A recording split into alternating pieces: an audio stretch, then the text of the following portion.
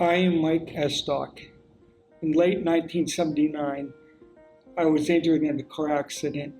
I received treatment at UPMC Presbyterian Hospital by Dr. David Zorba, a renowned neurologist in the country. I was told I would die, but with the treatment I received, I was able to come back and to lead a fruitful life. Now here in central Pennsylvania, I live with my wife, Yvonne. We now are part of the brain support group here at UPMC Central PA. After I arrived at UPMC Presbyterian, I had a stroke the next day. I received treatment by over 50 doctors at Presbyterian Hospital while I was there. I had collapsed lungs, I had a subdural hematoma, massive internal bleeding. Collapse.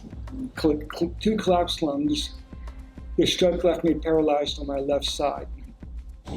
Currently, I did receive treatment here at UPMC Central PA. I had a seizure attack where I spent 3 days in the hospital here where I received treatment for brain, I think it's EEG. And then they examined my heart to tell me the extent of the stroke I had 46 years ago. And Dr. Solomon told me that my stroke was on a level 7 on a scale of 10. And I think I'm doing quite well for my age, 62. I received extensive physical therapy in the area here. Dr. Solomon said I would deal with spasticity the rest of my life, and I think that's going to be my biggest struggle. I also had in-hospital treatment while I was there, and I amazed him that I was walking after my extensive injuries. My accident was in April of 1987. I was 18, almost 19. I was my first year of college. I have no memory of what happened. I remember before, like about a week or so before, I had no memories. The ambulance took me to the hospital, New Hanover Memorial Hospital in North Carolina. I was so lucky I had him. What he told my parents, 90% of people who have what happened to me don't survive. And of those 90%, the 10% that do survive, 90% are institutionalized. So I'm in that 1%. I'm extremely lucky. I feel very lucky about that. A subdural hematoma. My hearing was, I would say less than 50% hearing for sure. My lungs collapsed. My spleen was removed. They didn't think I would live, and I'm not going to show them my scars, but the big scar me here. And they stapled me shut, as they did with him too.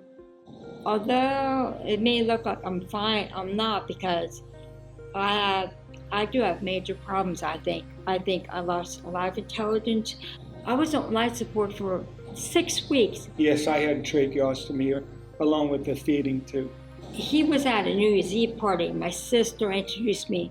We first talked for a long time, and then we went out, and then we got engaged, and then we got married, and we have 2 children. And a granddaughter. And a granddaughter. Granddaughter, yeah. We go to Planet Fitness together, and I like to exercise 6 days a week. Exercise is vital. Like we said here, we go to the gym, but what I try to do is I try to incorporate what I learned in PT and OT at the gym, be it stretches or exercises. The doctors, the physical therapists tell you do this exercise at home. You don't have to do it at home. You can go to the gym and do it. So then you're in a social atmosphere, you're getting your workout done. And I do want to thank Dr. Zorb. I want to give him a big thank you. I was near UPMC's Shady Side, and I went to visit your hospital office to try to thank you personally. I hope that this reaches you, and I hope Dr. Barron has a successful career also. Here at the Brain Support Group, I'm able to get more help to tell me what's available here that might be able to help with the progression of my stroke as I get old. We especially had a talk by Dr. Heather Nicely. Thank you. and she was very helpful. I was receiving physical therapy at a provider in Enola, and the brain support group's poster was posted on the wall by a very progressive doctor. That's why I spoke with my wife about it. We both decided to come. That's how we met Rose.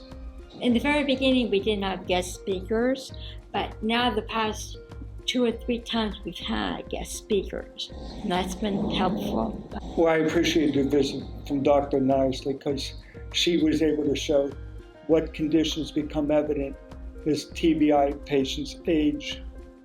Like this, Ms. Yvonne's concerned about dementia, and she showed the potential risks going forward. Yeah, I'm on a waiting list. Who knows how long that's going to be, because my family doctor referred me to her just last month. Like for me, arthritis is my concern. In this most recent visit, we had a guest by the name of Pat, who was able to share her experience with her daughter, who was severely injured in a car accident also up in Maine.